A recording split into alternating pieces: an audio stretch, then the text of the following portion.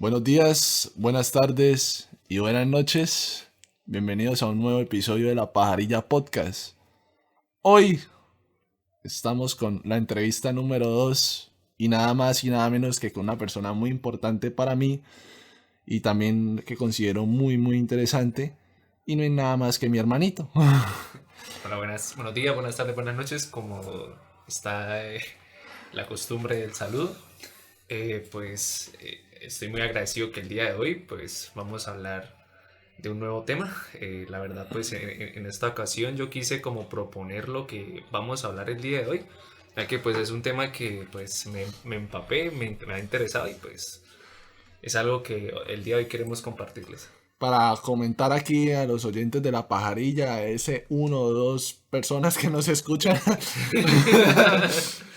quiero comentarles que el primer contenido que se hizo que nunca vio la luz fue con ustedes. ¿Se acuerdan cuando hablamos de los sueños y toda esa Hablamos de mierda? los sueños, pero, o sea, fue un contenido que incluso tenía productos de calidad, pero no salió a la luz Por diversas razones que por preferimos, circunstancias sí. que no están en nuestro control, como tal. Pero igual lo disfrutamos, nos reímos y pues queremos también seguir trayendo contenido para ustedes, para que la gocen, la disfruten. Y Sí. nada, entonces su merced, hermano, a ver, ¿de qué vamos a hablar hoy para que le cuente aquí a la gente de La Pajarilla Podcast? Bueno, últimamente como que he estado muy interesado y pues claramente como que hay mucha influencia en cuanto a el desarrollo que uno tiene, pero diría que como que esas lecturas llegaron como que muy reciente y llegaron perfecto al momento. El día de hoy queremos compartirles acerca de la moral y pues en sí qué función tienen nuestras vidas como tal.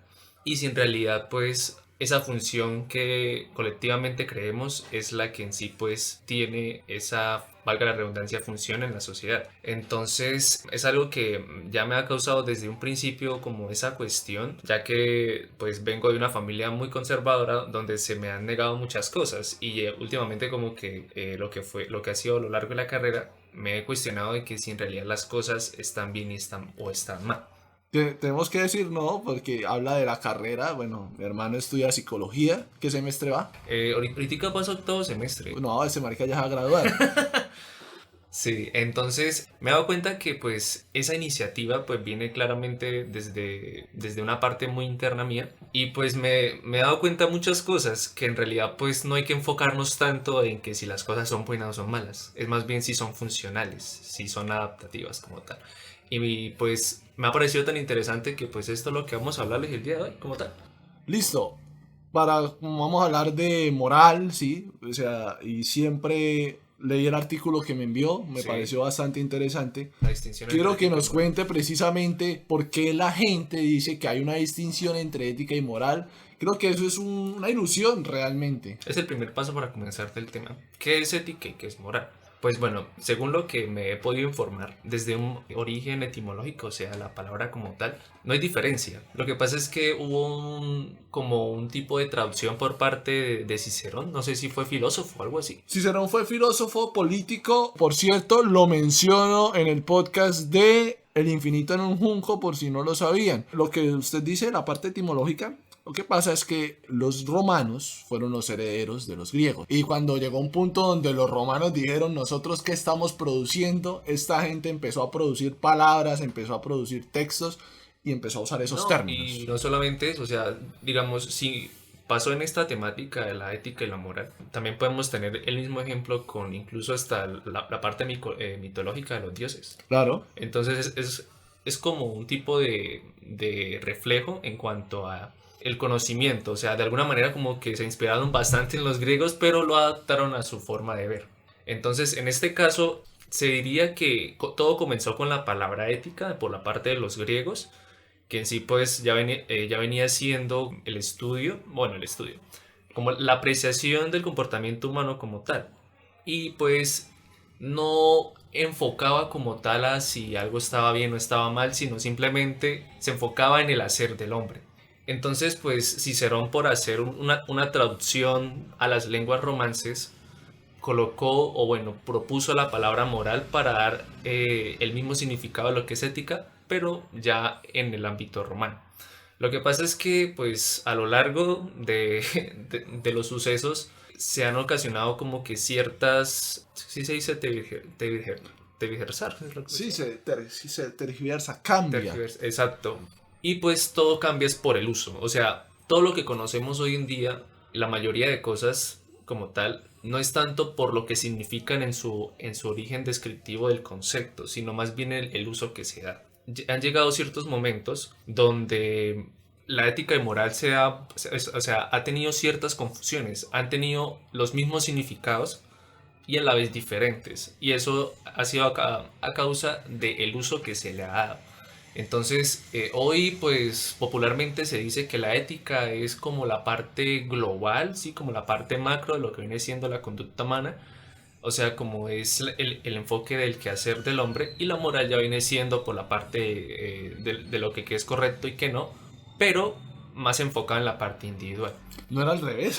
Es que esa es la cuestión, porque es que es dependiendo los pensadores que lo han usado. Bueno, sí, es cierto, porque cuando llegó Hegel, cuando llegó este otro vago, pues es cierto, empezaron Es que ahí a menciona, cambiarlo. es que en el ensayo de la distinción de ética y moral, ahí esto hablan de los diversos autores que ya mencionó a Hegel. Ujú.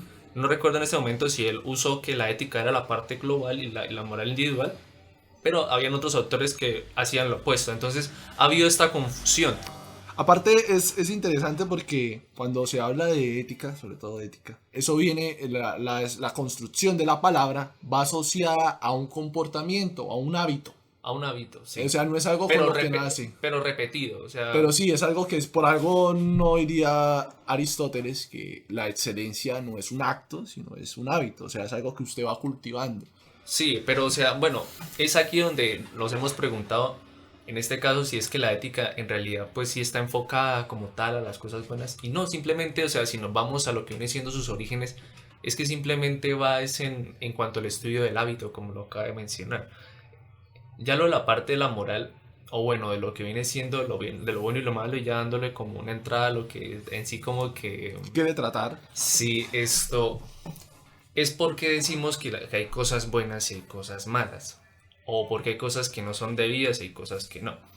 Y es que en realidad esto no es algo que tenga como una importancia, digámoslo así, de en sí mismas que es bueno o es malo, sino que tenemos que ir más allá, hay que preguntarnos qué función tiene eso en nuestra sociedad. Y en un primer momento puedo decir que la moral tiene una función de formar grupos, lo que hace que en sí como que nos pueda aportar un mayor trabajo en equipo, y pues en sí pues hace que la propia estructuración bueno, de la misma sociedad sea funcional y tenga pues ese camino a trascender hacia futuras sociedades, a dejar descendencia, así como tal.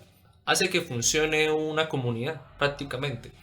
Entonces es por eso que pues dentro de la temática de la moral pues el autor, la verdad pues de tantos autores, o sea como que no recuerdo en este momento su nombre, es estadounidense, porque es que siempre mencionó sus universidades donde pasó. En un primer momento como que va a la función de las impresiones, entonces nos damos cuenta que todo lo que viene siendo nuestro razonamiento viene de origen de nuestras impresiones más básicas como tal. David Hume dice que el razonamiento es esclava de la propia pasión. O sea, tú no vas a formar un argumento a base de varios datos, sino que tú esos datos tú los absorbes como tal, dependiendo de lo que tú sientes de determinada manifestación específica. Entonces, si por ejemplo nos vamos desde lo más básico, si vemos algún tipo de hecho atroz, claramente nos vamos a impresionar, y de acuerdo a esa impresión que generó, bueno, grandes movimientos en nuestra forma de pensar, pues hace que en sí nosotros formemos un tipo de estructura que en sí como que refuerce o justifique ese sentir. El autor aquí denomina que esa parte de impresión se llama una intuición moral. Es lo que en sí proyecta a primer momento de la forma más básica cualquier fenómeno explícito. Eso lo llama la intuición moral. Ahí lo hace dar a entender con una analogía muy, muy chistosa. O sea, pero lo exacerba un poquito más, digamos, está esa típica jinete caballo como tal, Ajá. pero en vez de un caballo lo coloca como un elefante porque el elefante es más inteligente. Entonces la intuición moral es el elefante. Y el razonamiento, o sea, la parte argumentativa, ya viene siendo el jinete. ¿Qué es lo que pasa? Nosotros creemos que nuestro razonamiento o sea, es el que controla todo nuestro ser, ¿sí? Sí. Y pues eso pues lo decían demasiados filósofos en un inicio, que no, que todo la parte pura está en el razonamiento. Sí, la parte pura, la parte buena es precisamente la sabiduría. Ajá, exacto.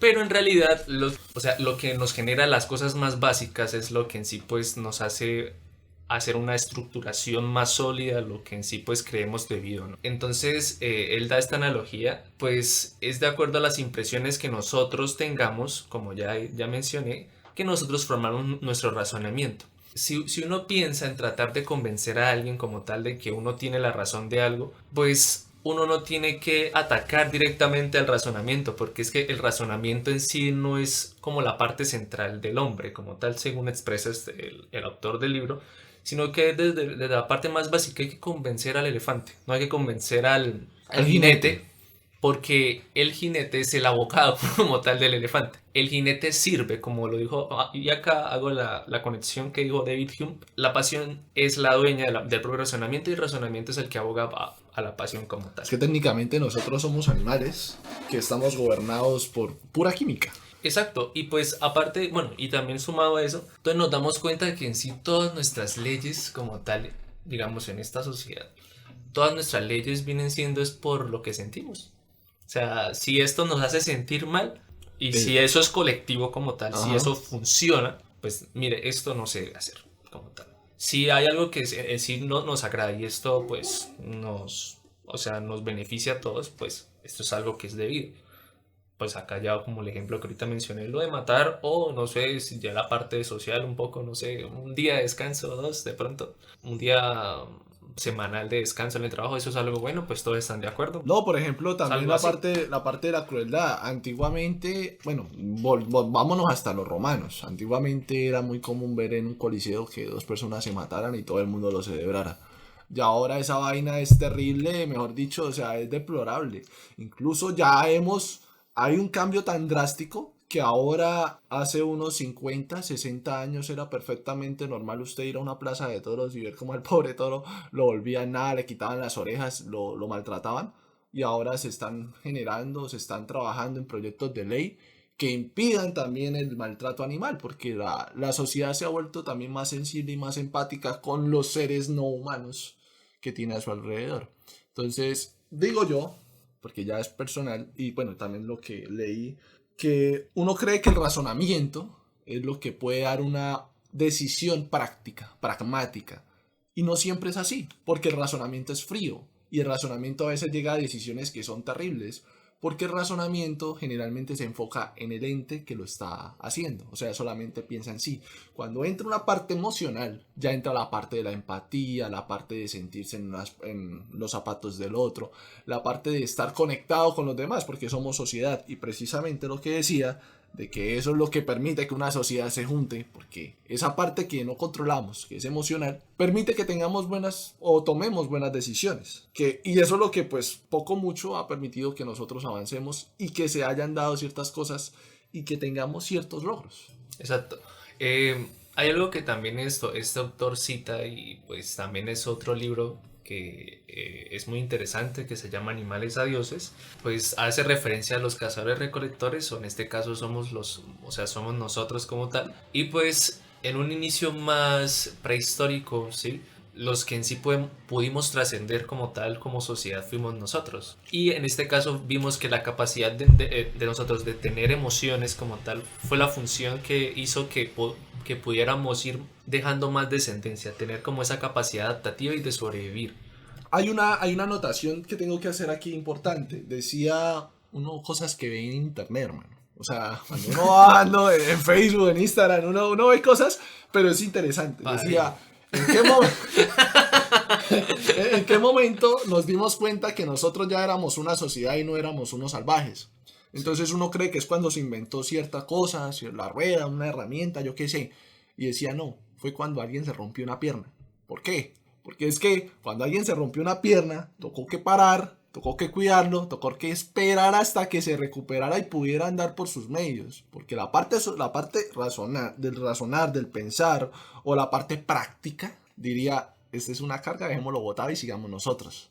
La parte emocional nos dijo, no podemos dejarlo botado, tenemos que cuidarlo. Y eso es lo que nos ha permitido precisamente eso, avanzar. Exacto, o sea, si no vamos a ese ejemplo que usted acaba de mencionar, simplemente el hecho de ver algún tipo de acción medianamente trágica, que en este caso viene siendo una rotura de pierna, pues claramente nos va a generar una sensación de cuidado y a la vez de que es una impresión de daño. Claramente nos va a hacer o sea, va a generar una dinámica interna en nosotros y va a hacer que nosotros formemos un propio, como una propia vía de acción para empezar a darle solución a dicho fenómeno. Hay algo que pues no sé si es que de pronto hay una discrepancia en cuanto a la parte del razonamiento, porque es que, como lo dijo, o sea, como lo acabé de decir, es que el razonamiento no puede, o sea, no puede ser en sí mismo si no hay una parte afectiva, o sea, si no hay una emoción. Sí. Porque es que claramente la misma, o sea, el razonamiento se forma es con bases simples y yo creo que así es como todo. O sea, hay bases fundamentales, por decirlo así, o primarias. Sí, es como una mejor palabra, primarias. Entonces, al hacer así como las primeras bases, pues hace que en sí, pues de pronto el inicio no lo tengamos tanto en cuenta. Y eso de pronto los filósofos de la antigua Grecia, bueno, o sea, por eso es que le dan tanto valor al razonamiento como el punto perfecto. Pero no tenían en cuenta de dónde venían esas motivaciones de crear esos razonamientos. Y si vamos más allá, pues todo viene siendo de acuerdo a sus impresiones morales, de acuerdo a sus experiencias, pues ellos han formado sus propios razonamientos. No sé, por ejemplo, digamos, si vamos a la parte del razonamiento, bueno, no tengo mucha lucidez con este autor, pero yo creo que a primera vista, yo creo que usted sí, porque de pronto sí lo leí, vamos a las impresiones morales de, por ejemplo, de Schopenhauer. O sea, no sé cómo fue, bueno, o sea, de alguna manera, si su filosofía es súper pesimista, Total. es claro que sus experiencias primarias tuvieron que ser algo relacionado para formar ese razonamiento tan estructurado al pesimismo. Claro. Entonces, o sea, tuvo que tener experiencias muy trágicas o algo así para que él formara ese nivel de pesimismo que pues hoy ya podemos como leer por parte de este autor. Y bueno, y pasa lo mismo con otros, o sea, digamos, si hay personas que, no sé, si tuvieron una buena vida, pues van a escribir libros sobre el éxito y, bueno, cualquier mierda y... Sí. O sea, no, mira, que te voy a dar el secreto al éxito y es que prácticamente todo lo han dado, o sea, todo lo que han tenido es por herencia y pues han sabido de pronto manejar bien ese dinero, sí, pero o sea, son las primeras impresiones. Entonces, hay algo que pues ahorita antes de entrar acá, pues vi una pregunta de aquí, pues bueno, o sea, esto no es con ánimo de ofender, eso sí iba a decir de una vez. Pues hay testigos de Jehová por acá en el barrio y pues hay una pregunta que menciona y ¿por qué no hay paz? Y mi hermano pues responde que eso nunca lo va a haber y es que tal cual, porque es que nuestras experiencias van a crear siempre discrepancias, siempre la van a crear entre nosotros y nuestros razonamientos nunca van a quedar igualados. Entonces hay que irnos, o sea, para que en sí pues esto pueda funcionar en una sociedad, sí, porque claro, o sea, nosotros decimos, bueno, somos tan desiguales que entonces ¿cómo funcionamos?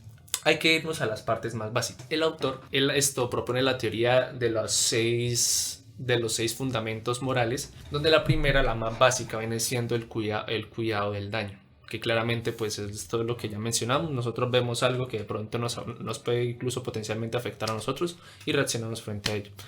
El segundo, si no estoy mal, viene siendo ya la parte de autoridad, equidad, lealtad, libertad, opresión y a otro, pero en este momento no recuerdo. Pero bueno, son varios fundamentos y eso hace que en sí pues pueda influir mayormente en una persona. Y pues acá ya empieza a hacer como esa distinción entre la parte de los pensamientos políticos, la parte liberal, la parte conservadora. Y acá nos preguntamos, bueno, ¿y por qué esto nos sentimos más identificados con unos que con otros? ¿Sí? ¿Por qué sentimos que tenemos como una mayor familiaridad con un pensamiento político en específico? La verdad hay muchas causas. Desde la parte del desarrollo como tal, sí, o sea, como que nosotros, de acuerdo a nuestras experiencias, pues nosotros podemos formar algún tipo, sí, nuestro razonamiento dependiendo de lo que se ha vivido. También mencionan una parte genética, también influye, sí, es importante. Sin embargo, hay cosas que pues de alguna manera se pueden activar y otras pues quedan ahí latentes y nunca pasan. Entonces pues es interesante también en este aspecto. Y pues acá se menciona por qué también, o sea, y es curioso, por qué los conservadores funcionan mejor que los liberales, porque ellos son más elegidos Sí, que el pensamiento libertario. la verdad sí, usted mira la bancada que incluso quedó de Senado, que va a entrar precisamente dentro de pocos días, 20 de julio. La mayoría son conservadores. Son pocos los que ya vienen de nuevos movimientos. ¿Y por qué se han mantenido y siguen tan vigentes? Siempre. Y así, siempre. Eso siempre han pegado duro. Fácil, o sea, la pregunta de eso es muy sencilla.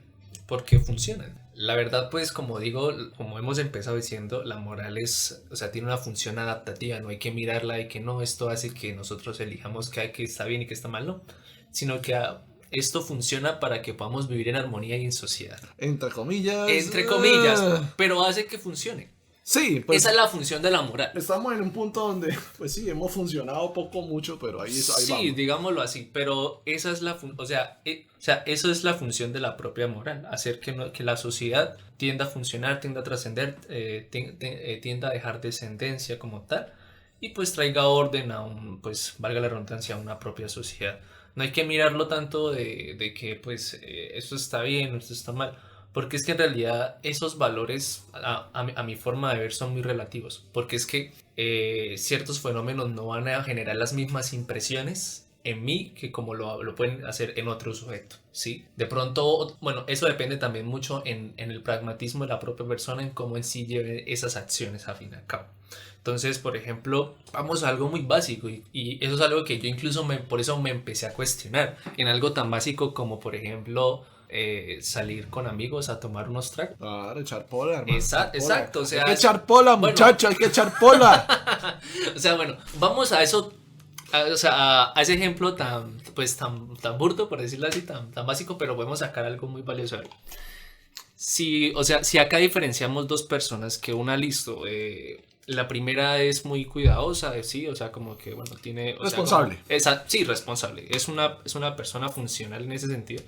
Entonces, pues listo, ya sabe cuándo dejar de tomar, cuáles son sus límites, que tiene responsabilidades y las cumple. La impresión de él no es, o sea, va a generar razonamientos de las otras personas de que en realidad no es algo malo. O sea, sino que en sí, pues, es algo que debe tener un control.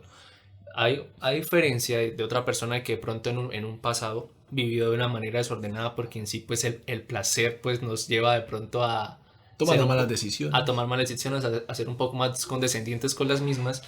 Entonces llega un momento donde la persona, listo, o sea, se generó una impresión de que pues vivió tanto así que la verdad pues le cogió cierto fastidio. Sí, entonces claro, se forma un pensamiento muy hermético y ahí pues su razonamiento. Y ahí pues esto, pues podemos colocar dos ejemplos. Entonces una persona va a decir, no, esto... No, o sea, salir es algo normal, o sea, simplemente podemos salir y conversar y no va a pasar nada malo si todo está en un control. Porque claro, o sea, todo, para mí, yo creo que cada acción y cada cosa es como un lapicero, como tal. O sea, tú lo puedes usar para escribir o para hacer daño. Solamente que eso depende de la función como tú la en sí quieres ejercer con la misma. Pero la otra, la otra persona va a decir, no, o sea, eso está mal por esto y esto y aquello. Entonces claramente es ahí donde viene esa discrepancia. Y en este caso pues yo creo que acá es donde tuve mayor motivación. Porque como dije, pues ya metiendo aspectos personales, como que se me negaron muchas cosas. Y yo, pero ¿por qué? O sea, ¿por qué se me negaron? Y quería ir más allá de lo que estaba... No, que esto está bien, esto está mal. Pero yo, bueno, es que uno tiene que preguntarse esto en realidad si está bien o está mal. Hay cosas muy básicas. Yo sé que de pronto, sí, claro, dañar a alguien. Es que yo también me he cortado, yo también he sangrado. Y también yo también he sentido la sensación de ardor frente a una herida. Pero frente a otras circunstancias tenemos que preguntarnos, bueno, esto en realidad sí nos afecta. Claro, hemos visto millones de ejemplos de que hay testimonios de personas que pueden, no sé, salieron de algún tipo de círculo vicioso y pues quedaron siempre herméticas a eso. Y hay otras que vemos que están funcionando. Entonces, al haber estos dos estilos de vida, acá es donde vamos a la pregunta. Entonces, ¿dónde está la diferencia? Y es que eso es de acuerdo a las impresiones que en sí pues se han podido tomar de las diversas vivencias y en sí como qué es lo que pudieron, como decirlo, poderlo llevar, sí, o sea, poderlo manejar. No, incluso, digamos, un evento de esos, de salir a tomar, pasarla bueno, puede llegar a ser muy práctico. Claro. Porque, digamos, Genera conexiones. bueno, Creo que de la gente, no, de la gente que me escucha acá, sé que muchos pues, están en el ámbito científico. Ahí, cuando uno arma un congreso, ¿sí? Usted, bueno, sí, presenta su trabajo, aprende otras cosas que están haciendo, pero es que nunca puede faltar la parte de la fiesta y el trago, porque eso genera eso, conexiones. Te viera cuando yo estaba en Cartagena, yo me emborraché y terminé conociendo gente de todo lado diciéndome, venga, haga el doctorado acá, venga, haga esto acá. ¿Por qué? Porque les caí bien en una circunstancia donde todos la estábamos pasando bueno. Y ya cuando todo el mundo estaba sobrio, ya ahora mire, aquí está mi número, aquí está mi contacto, por favor hágalo. Y eso es pragmático, eso es claro que lo es, porque usted está generando algo, un producto. De pronto es una investigación que a la final no va a servir para nada, pero está generando conocimiento, que es una de las cosas. el aprendizaje siempre es un proceso que es interminable. O sea, la única cosa que no nos cansamos de hacer es de aprender. No, eso es una maravilla, hermano. Yo creo que por eso es que me mantengo yo todos los días, porque siempre hay algo por aprender. Hay otro detalle que siento que se me está yendo, Dios, no se me vaya. Ay, se me fue la paloma. La recuperará. Sí, bueno, pues... bueno, entonces hay que preguntarnos en realidad si esto pues viene afín con nosotros y preguntarnos si en realidad las cosas son en realidad... ya me acordé, ya por fin. Hay que tener en cuenta lo siguiente, yo sé que hay personas que de pronto al escucharlo pues de pronto frente a ciertas circunstancias van a estar un poco más cerradas frente a diversas palabras. Pero bueno, y es normal, o sea, es como nuestro razonamiento bien acorazado, es como, o sea, abogan a nuestras sensaciones primarias. Pero bueno, si uno quiere llegar llegar a convencer a alguien como tal de que de pronto uno, entre comillas, tiene carga de razón o carga de verosimilitud frente a algo en específico, hay que tener siempre en cuenta de que pues uno para lograr eso, uno tiene que volverse vulnerable también. Y uno debe tener en cuenta de que hay un riesgo de que uno también tienda a ser convencido. Prácticamente eso fue lo que a mí me pasó. De pronto en un inicio, o sea, yo tenía como una mente herméticamente ajena. Mi pensamiento inicial fue ajeno, o sea, no fue algo que yo haya propuesto como de mi persona para mí mismo como tal. No, o sea, fue algo que me infundaron y yo creo que eso en más de uno como tal. Y pues habían cosas que incluso por la misma duda de que si eso en realidad tenía ya pues en sí como pues si tenía verdad o no, y no solamente porque lo diga un libro quiere decir que sea cierto. Entonces quería yo darme cuenta, vivir las experiencias, vivir las impresiones morales si en realidad son en realidad malas. Y es acá donde me doy cuenta que en realidad, pues sí, o sea, mi razonamiento pues viene siendo esas intuiciones morales. Entonces, claro, yo llevé a la práctica las vivencias y pues me di cuenta que en realidad pues o sea, mi razonamiento empezó a formarse totalmente diferente al razonamiento impuesto ajeno que en realidad me querían pues dar a enseñar en un principio. Entonces prácticamente me estaban dando a enseñar una vida que no me pertenecía. Me doy cuenta que en sí pues todo lo que sé pues viene siendo de lo que he sentido. Y claramente pues ha discrepado desde un inicio con mi versión inicial. Entonces me he dado cuenta que hay cosas que en realidad no es que sean malas, es que todo depende del uso, todo depende del uso que en sí se le dé. Todo tiene un potencial peligro, incluso hasta las cosas más buenas como tal podemos decir que también pueden hacer daño. Claro, siempre. Entonces, no, o sea, si es que vemos, no sé, incluso podemos decir que en una iglesia pues, de pronto no se haga daño, pero no sé si vamos a la parte del... No, mira, a la se parte puede... hora, o sea, si nos vamos a la parte del tiempo como tal, pues eso es algo que consume tiempo. Hay personas que de pronto son más apasionadas. Vamos a salud mental. O sea, si usted no está rindiendo porque usted de pronto está muy ocupado, no puede ir a culto, y llega la persona que está ya parada en el atril y le dice... Es que ustedes no están teniendo en cuenta esto, entonces usted está mal y usted sabe que tiene un problema y usted se empieza a sentir mal. Claro. Y se supone que está en un ambiente donde usted debe estar bien. O sea, sí, o sea, se supone que es un ambiente que tiene que generar cierto bienestar, pero en realidad puede generar el efecto contrario. Entonces, yo creo que esa palabra de que uno se tiene que escuchar a uno mismo es muy importante, la verdad. Porque cuando uno cree que de pronto algo está bien o está mal, uno en realidad debe cuestionarse primero si es que esa forma de ver el mundo no es ajena como tal. Si uno en realidad ya lo ha vivido, si es verdad. Y ese fue mi caso. Entonces es ahí donde iniciaron mis motivaciones a cuestionar la moral. como tal. Y pues la verdad esto fue como anillo al dedo encontrar una recomendación que de pronto llegan a tener con esta persona algún tipo de terapia. Es una profesora que ya me recomendó el libro, aunque lo recomendó públicamente porque estábamos en clase. La profesora es de cátedra, se llama Edelmeri. Tiene una forma, o sea, se explica muy bien, la verdad, eso, da unos ejemplos muy bacanos como tal y pues bueno, si llegan a tener terapia yo sé que les va a ir bien con ella. Publicidad no paga, ¿no? No paga.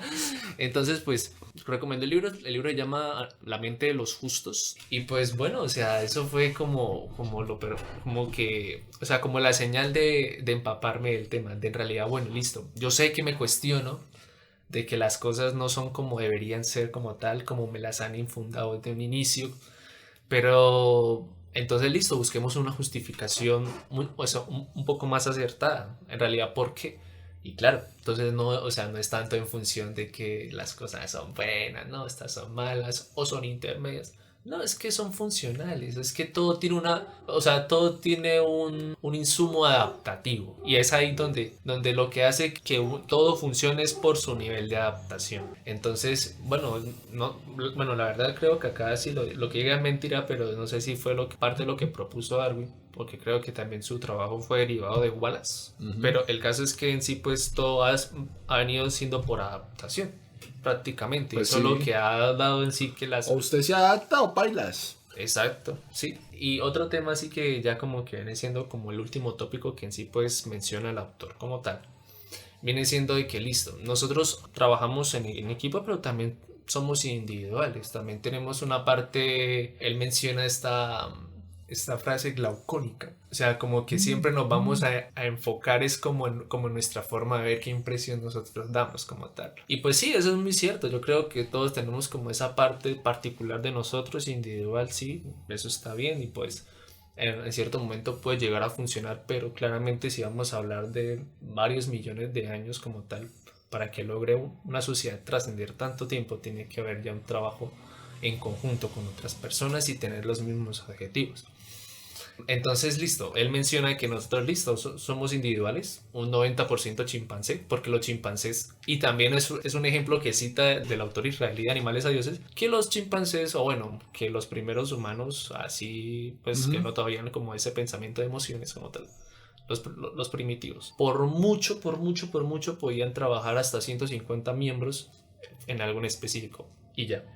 Lo que en sí hizo que diera una evolución en cuanto a el número de miembros como tal, ya fue tener una visión de algo en específico, un deseo colectivo igual. Entonces pasa lo mismo con la parte de la sociedad. Entonces, listo, aunque seamos digámoslo así, un 90% chimpancés por estar enfocados en nuestra propia persona y pues, o sea, no tiene nada que ver si está bien o está mal, es que es parte de nosotros. La parte funcional y que nos ha diferenciado de los otros seres iniciales primitivos que pues ya no están como tal, según lo que han mencionado en los libros, es que también tenemos como esa parte grupal, como ya lo hemos venido mencionando y pues funcionamos como las abejas, como tal.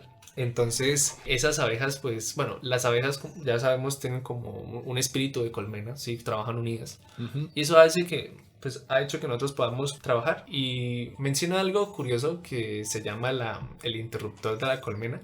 Eso la activa es dependiendo de lo mismo, las mismas impresiones como tal. O sea, si algo nos genera placer, dolor, eso lo activa. Y dependiendo los entes que estén a nuestro alrededor, pues funcionamos a favor de ello. Y pues sí, prácticamente es esto. Entonces llevémonos a preguntar en realidad por qué las cosas son tan malas.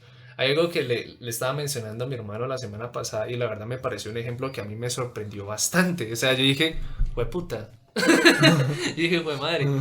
No me había percatado, pero o sea, todo tiene una carga dogmática. Pero si tú te preguntas prácticamente si el incesto en realidad es malo, ¿es eso en realidad malo? O sea, de pronto las primeras personas que escuchen esta palabra, de pronto a primera impresión, o sea, a primer razonamiento al aire van a decir sí es malo.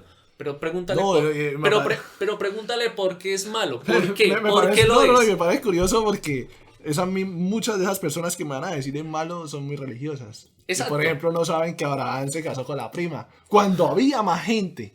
Porque uno dice, no, es que Caín y la sobrina, yo no sé, pero con Abraham había más personas disponibles. ¿Por qué puta se casó con la prima? Exacto, pero o sea, tú le preguntas a esas personas, bueno, pero ¿por qué es malo? Y no me vengas a decir de que viene, no, que esto viene tiene un razonamiento celestial. No, es que no tiene nada, bueno, yo considero que no hay una función, bueno, aunque tenga una función adaptativa, no es como tal en sí como el origen de esa estipulación de que eso no es debido. Entonces, claramente, pues somos seres biológicamente adaptativos. Si surgen enfermedades, pues nos tenemos que adaptar.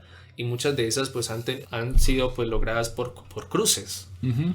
Entonces, pasa y acontece, la mirada de lo que viene siendo el incesto, ¿por qué se considera malo como tal? Y no es tanto de que la acción en sí misma no sea mala, sino que en sí es el resultado que genera. El producto. Y ahora me acuerdo que es otro fundamento que viene siendo el fundamento del asco. ¿El asco? El asco. Entonces, No, mire, y aquí para darle ánimo literario, porque es que ya esto es un ánimo más filosófico, ¿sí?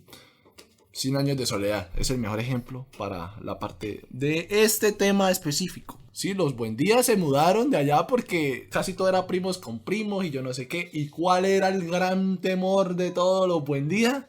Que naciera un peladito con cola de cerdo. El asco, El el asco. asco, sí, el asco. el asco. Entonces, claramente, o sea, de acuerdo a esos resultados va a crear repulsión. Y es por eso que se va a decir, no, eso está mal, eso no es debido. Pero no, o sea, si tú le propones a alguien, por ejemplo, oye, y si... Bueno, hay un ejemplo así que leí que decía como, bueno, una pareja de hermanos, hombre y mujer, y planean tener relaciones sexuales, pero con cuidado, o sea, no va a salir nada de ahí. Sí. Entonces, si nos vamos desde las partes iniciales de cómo se generó ese estándar de que eso no es debido, entonces en realidad está mal. En realidad, prácticamente no. O sea, bueno, no es que esté bien, no esté mal, es que no va a salir nada de ahí que vaya a generar repulsión de asco. Entonces, ¿por qué sigue siendo malo? Es la pregunta. Es por lo mismo, o sea, es por el resultado del asco. Pero aunque no va a haber asco, no va a haber resultado, el asco sigue presente. No sé, la mente es... Sí, o sea, claramente porque hay una idea colectiva de que No, eso no y se es tiene que súper hacer. curioso porque ese pensamiento no es relativamente nuevo, si se puede decir, porque los faraones, o sea, las dinastías faraónicas eran casi todos emparentados consigo mismos para evitar perder la sangre, la pureza, El entre linaje. comillas. Recursos que se usaban mucho, sobre todo cuando fue Juego de Tronos, se usó muchísimo, porque era precisamente eso, no contaminar la descendencia. Había una línea sucesoria, y yo creo que usted lo sabe, pero en este momento no, es que no recuerdo el nombre, pero, o sea, tienen pinturas.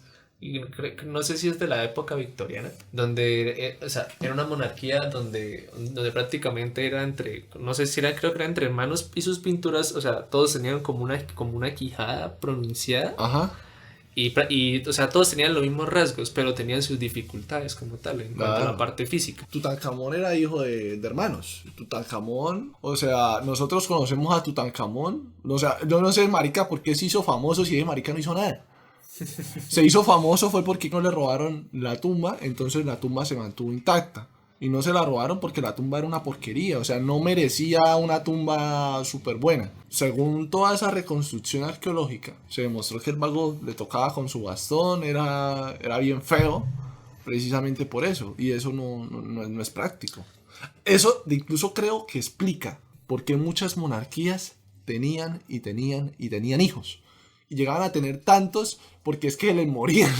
No superaba la niñez. Ok. Eso puede explicar ciertas cosas. Claro. Obviamente hay que tener en cuenta que habían, por ejemplo, sí, matrimonios entre distintas monarquías, o sea, ya se puede, entre comillas, garantizar una diferencia, aunque realmente no lo creo, porque, digamos, por ejemplo, un rey mandaba a su hija a casarse con otro y luego con el tiempo ese descendiente se casaba con un descendiente de acá, o sea, seguía habiendo un emparentamiento y obviamente tener en cuenta las condiciones sanitarias del momento, que eran no muy buenas, pero puede ser uno de los causantes de esas muertes tan prematuras, porque, pues, mi hermano, pasa de todo, sí. Claro, entonces es con eso que, pues es que prácticamente, o sea, ahí está la respuesta, es que los resultados no eran funcionales como tal, es por eso que en sí pues no se vieron afines a una sociedad y por eso es que se creó repulsión. Y aparte de eso, pues también está como esa parte estética que tenemos, antiplotines, bueno, o sea, No, Plotino mira, la parte de la belleza. incluso esto, y no fue muy viejo, y estoy leyendo algo sobre eso.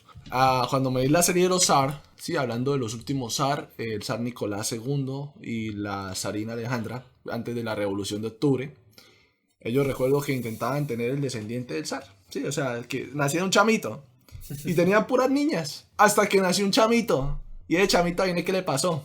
¿Qué? Sí. Obviamente murió, lo mataron a todos, pero es que tenía una enfermedad que estaba asociada a los genes sexuales, y esa enfermedad era la hemofilia. Y esa vaina se da precisamente cuando existe ese problema. Me perdonarás si hay un biólogo acá, porque yo este tema no es que lo haya profundizado, y como No, me esto lo salió, decimos es me a salió gusto. así el comentario de la nada, entonces tengo mucho rango de equivocación. Pero precisamente cuando no se, por eso es que uno tiende a sentirse atraído por una persona que tiene unos rasgos diferentes. Por eso si alguien morenito termina en Europa es la sensación. O le digo, papi, usted no es feo, usted es sí. producto exportación. Allá sí lo van a querer, hermano. Allá lo van a amar. Sí, uno siempre va a tener atracción frente a las cosas diferentes. Precisamente porque es práctico, precisamente porque O sea, tiene lo que no tiene, se puede ver ese complemento. No, y aparte de eso, si lo vemos, o sea, ya de la parte, o sea, tiene una función adaptativa. Claro. O sea, va a generar mayores insumos de adaptación, valga la redundancia, sí, o sea, va a ser- Biológicamente hablando, sea- las defensas de esta persona se pueden juntar con las defensas mías y van a generar unos monstruos más o sea, inmunes. tenemos una parte biológica que en sí pues es inteligente, o sea, ya trabaja en sí misma y va más allá de nuestro razonamiento de que no, tiene que ser esto, tiene que ser hormona, bueno, imagínate todos o sea, todas las partes que uno tenga en el ideal de una persona, pero hay cosas que tienden a hacer más fuerza que la propia naturaleza. Y pues prácticamente, o sea, acá contradiciendo un poco como la parte natural, o bueno, a la parte del razonamiento de los filósofos, yo creo que para que en sí haya armonía en nosotros, no hay que luchar, o sea, no hay que exacerbar una parte que la otra. Yo creo que hay que tener armonía en nuestra parte natural y nuestra parte intelectual. O sea, prácticamente, o sea, si no sé, tenemos deseos, pues, parce. O sea, es normal. No, yo debo decir algo acá, porque pues hablamos de filósofos. Esos manes sí se dedicaron gran parte de su vida a... La filosofía, una de las funciones es esa, como que, ¿cómo puedo mejorar la vida de las personas? Claro, por eso es que hubieron corrientes hedonistas, corrientes un poco más ascetas, que está el estoicismo, el epicureísmo, etcétera. La parte existencialista, ¿sí? Sin embargo, tenemos que ser conscientes de que nadie tiene la razón completa. Ellos plantean una opción, usted verá si la toma o no la toma, porque todos se equivocan. Uno busca, yo por eso es que a mí me gusta leerlo, pero no siempre digo, mira, hago esto y esto. Yo el estoicismo no lo aplico todo el tiempo, lo aplico cuando definitivamente me toca, porque si no, ¿cómo salgo de algo? No, o sea, lo importante es siempre tener un insumo de cada Sí. de cada Imagínate corriente filosófica, pero no ser un purista y Sí, llegar imagínate usted ser un estoico a en un ejercer momento todo de lo que- placer, usted no va a disfrutar nunca, y parte de la vida es disfrutar de los placeres, pero también uno no puede ser una persona totalmente placentera y dejarse llevar cuando la vaina se pone dura y usted dice, bueno, esto está agreste, no puedo controlar lo que hay a mi alrededor. Ahí es donde funciona ese tipo de pensamiento. A manera de ejemplo. Por ejemplo, sí, valga la redundancia en las palabras, por ejemplo. Hay gente que dice, no, marica, yo a la vida no le doy un sentido. Pues vamos a camino, vamos al absurdo. Sí, su vida no tiene sentido, pues denle una. O sea, sea práctico. Pero ninguno tiene la última palabra. Ni siquiera yo. O sea, uno sabe, ¿quién es el que sabe mejor lo que a uno le sirve? Pues uno mismo, porque uno está en un estado constante de autoconocimiento. Obviamente uno busca ayudas en experiencias de personas que han pasado por cosas similares para no pasar de pronto por lo mismo. para aprender De de los errores de los demás, para ver qué le puede esperar. Sin embargo, eso no, o sea, pues aunque sí contribuya a la parte de la estructuración pensante de la persona, aunque bueno, no es de pronto tan efectivo, porque digamos este fue mi caso, porque en un inicio me decían, no, mira, esto no se tiene que hacer, y yo hay múltiples testimonios de personas, no sé, alcoholismo, drogadicción, y pues listo, o sea, yo no voy a negar de que eso es un hecho real, pero eso no me convencía. O sea, yo porque veía otras experiencias aparte, porque claro, o sea, o sea, las personas siempre te van a enfocar a que en sí pues ellas mismas tengan la razón y pues uno las apoya. Entonces te va a mostrar más razones de decir por qué esto en sí está, es más debido que lo otro. No, y también depende del estado anímico. Yo sé en qué momento puedo disfrutar y en qué momento no. Exacto, pero sé que me puede afectar o no. Pero claro, o sea, del mismo reduccionismo que se aplica, pues se descartan las opciones que sí funcionan y aparte de eso tienen esas, como le digo, esas acciones en su rutina diaria. Entonces yo digo, pues madre, entonces ¿dónde está el error acá? Si hay cosas que en sí nos generan dudas, pues yo creo que la mejor forma, o sea, si vemos discrepancias, o sea, si vemos que algo ya de por sí no funciona, o sea, no sé, por ejemplo, no, no estamos incitando a que alguien consuma droga, ¿no? Pero digamos, por ejemplo, se sabe, o sea, ya sabemos los finales de, por ejemplo, de esta droga desechada del bazuco, por ejemplo. Sí, el bazuco es el desecho realmente. Bueno, listo, o sea, ya sabemos que a totalidad que eso ya prácticamente esto en sí pues daña a una persona y pues listo, o sea, no es algo que en sí pues no es necesario tirarse al abismo para darme cuenta de que en sí de que en sí pues eso o sea, eso me va a dañar. Es como decir que no necesito quemarme para saber que el fuego quema. Exacto, pero van a haber otras cosas que vamos a ver diferentes tipos de personas que lo han vivido, han disfrutado, y hay otras que han vivido y la han cagado. Entonces yo digo, bueno, entonces ¿dónde está el error ahí? O sea, ¿dónde está esa contrariedad ahí que logra diferenciar entre una persona u otra? Y es ahí donde yo invito a cuestionar.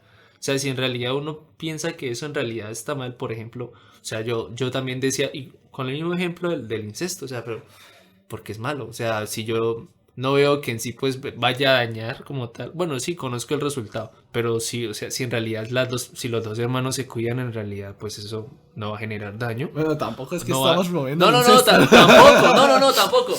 Sino que lo que estoy diciendo es que vayamos más allá de lo que en sí nos han enseñado y decir si y bueno, de acuerdo a nuestras propias impresiones y también con una disposición abierta a que de pronto. Sí, o sea, es que el ejercicio es este. El ejercicio no es cuestionar lo cuestionable. El ejercicio es llegar a cuestionar eso que es incuestionable. El incesto es prácticamente incuestionable, pero es que tenemos que también cuestionarlo porque ¿por qué es incuestionable? Porque es incuestionable. Sí, es que o sea, prácticamente. Porque es que yo, o sea, yo no he visto, pues así que en sí como que genere repercusiones en cuanto a la parte, no sé, digamos, si yo tengo el acto, a mí me va a pasar algo. Como tal. Eso es un ejemplo así, es demasiado imaginario. Me pareció un ejemplo muy acertado, o sea, no va a haber un daño ahí, entonces en realidad es malo como tal. Y es que así pasa en varios ejemplos, porque hay familias funcionales que tienen ciertos hábitos que en realidad son, entre comillas, dañinos, pero porque funcionan. Entonces yo digo, o sea, acá hay una diferencia. Entonces en realidad ya hay un razonamiento diferente a otros razonamientos, que eso ya es algo obvio.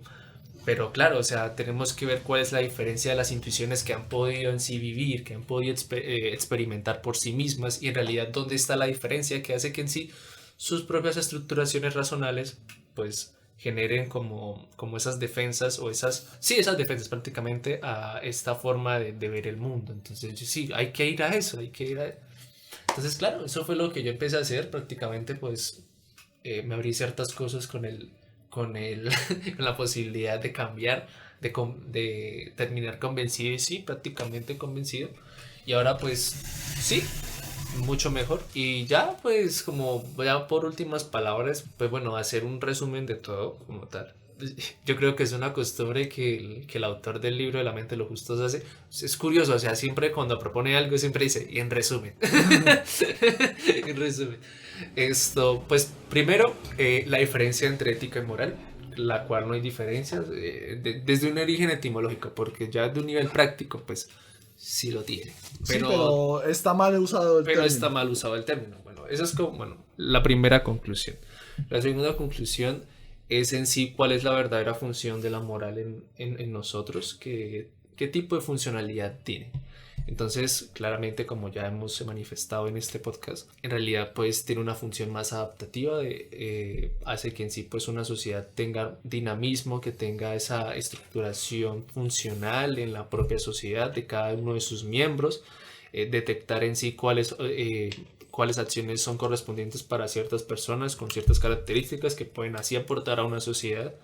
Sí, no sé, por ejemplo, algo muy simple como las personas fuertes, pues que tengan pues unas funciones que tengan de carga pesada y las más débiles, pero de pronto un poco más llevaderas o que de pronto tengan una capacidad, no sé, un poco más matemática, pues listo, van a tener otras funciones, van a funcionar también. Lo que yo siempre he dicho, yo creo que no hay nada que mejor funcione que la meritocracia. El problema es que la vaina nunca va a existir, hermano. Jamás va a existir la meritocracia. Que la meritocracia para que sí, pues, porque no todas las personas saben eso. O sea, que todos reciban de acuerdo a lo que merece. Eso es algo también importante. Y eso, pero yo creo que eso queda para otro tema porque es denso. Pero, por ejemplo, ese sería un sistema perfecto que nunca va a existir. Eso se llama proporcionalidad. Nunca va a existir. Aunque, ¿sabe algo? ¿Sabe qué es lo más curioso? Eso es un pensamiento conservador. No, sí. No, es que es conservador, no, es que la práctica, incluso los mismos conservadores caen en ese error, porque esa vaina no existe. o sea, siempre usted va a hacerse la vista gorda, por ejemplo, ante un familiar, ante un amigo, y puede ser un incompetente, ¿sí? Y ahí es donde hay una pregunta, ¿eso está bien o está mal? Porque usted está viendo por un familiar que es bueno, eso es bueno. Está buena la pregunta. Pero para la sociedad puede ser un desastre. Yo creo que en realidad acá hay algo que en sí pues, bueno, prácticamente juegan varios fundamentos como tal, pero en sí pues eso es lo que nos hace eso es lo que nos hace como tal complejos. Sí, o sea, como que aunque haya cosas que no son razonables, en este caso, en que no tiene una funcionalidad en la sociedad, porque claro, o sea, le estás permitiendo que una persona que incluso con su misma flojera sea recompensada con algo que no merece. Y claro, yo entiendo que esa parte es muy razonable, sí, pero claramente nos vamos a conmover por, no sé, si es que es afín con mi sangre o porque me crié con esta persona y voy a ser más condescendiente, y es ahí donde entramos como en esa paradoja. Claramente ahí no, lo que usted menciona sí es una proporcionalidad que es parte de la meritocracia, pero claramente están los otros aspectos que también hacen parte de nosotros, que incluso en cualquier momento, aunque nosotros digamos no, yo no voy a hacer esto porque esta persona no se lo merece, pero es que no, hay que recordar que nosotros no solamente nos dejamos llevar porque una persona lo trabaje como tal, sino que de acuerdo a nuestras impresiones vamos a decir, bueno, lo voy a hacer porque eso me hace sentir bien. Uh-huh. Entonces, somos seres paradójicos, la verdad. O sea, como que vamos a contradecirnos a nosotros mismos con nuestras acciones. Es que nosotros siempre tenemos como esos aguijones propios, como esas excepciones frente a las reglas que nosotros mismos nos imponemos. Y pues yo creo que eso es algo que todos poseemos. O sea, como que tenemos esos hábitos culposos, que se llama así. Entonces es normal, normal en que todo lo tenemos, sí. Entonces pues sí, es muy ideal lo de la meritocracia, pero creo que sí es un espacio, creo que es muy utópico, porque es que prácticamente al hablar de meritocracia estamos solamente teniendo en cuenta solo una práctica es una persona. Solo estamos teniendo un fundamento de varios. Entonces yo lo que diría así como para concluir, y pues ya teniendo en cuenta pues ahorita hablamos de las diversas corrientes filosóficas, bueno, no estoy diciendo que invito a que piensen como yo, sino más bien como tengan en equilibrio todo, sí, o sea, aunque claro, hay que tener momentos de caos, yo creo que es natural, pero pienso que si uno tiene un insumo de cada cosa como tal, no llevarlo al punto de volverlo la verdad absoluta como tal, no volverlo un dogma, sino hacer que cada cosa tenga su carga de verosimilitud, pues va a hacer que en sí pues pueda poseer una mente mayormente adaptativa, funcional, y en este caso, en palabras del autor del libro, una mente más justa. No justa de bien y mal, sino justa, funcional como tal. Uh-huh. Y ya creo que por ese lado sí sería No, todo pues el día. para la gente de la Pajarilla Podcast y llegaron hasta acá, muchas gracias por tenernos paciencia. Hablamos mucha pajarilla, hermano. Hablamos mucho. Esto, quiero comentarles, ya estoy en negociación con el manager de mi hermano, que es el mismo. El manager. Como él estudia psicología y pues le trama todo ese tema. Y creo que es un tema de bastante interés. Queríamos. Y a mí me gusta, personalmente me gusta. Y creo que tomé una buena decisión en un momento de tomar una mala decisión porque me gustaba ese tema. Hablar de lo que es salud mental, lo que es solo la psicología, lo que son todos esos detalles que son de interés. Para mí son de interés y es bueno saberlos. Es bueno saberlos para no caer en la ignorancia. Entonces estamos viendo a ver cómo vamos a hacer para traer estos episodios también, de comentar, de hablar, de discutir y que puedan ser también provechosos, que esa es la idea de la pajarilla, hablar de todo. Sí, tener un gusto abierto frente a diversos temas. O sea, tener diversas comidas que catar y no solamente basarnos en un solo tema, porque la verdad, Dios es aburrido. o sea, claro, o sea, de pronto el día de hoy se fue interesante hablar de este tema de moral. La verdad es algo que pues en sí pues genera repercusión en nuestra forma de pensar y eso pues es bueno. Bueno. Es algo que funciona como tal, pero no es algo para todo momento, sino que, no sé, el próximo episodio del otro podcast ya será de otro tema, con otro sabor, para que en sí pues esto no se tienda a ver tedioso, Sí. sino que hay que ir Hay que cambiar, diversando, sí. sí, eso es algo que funciona, Sí. la verdad, eso funciona.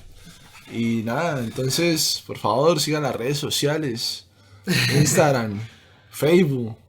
Si escuchan esto en Spotify, denle amor y ranqueen con 5 estrellas. Si escuchan esto en YouTube, denle like y comenten y la campanita y toda esa mundá que dice la gente.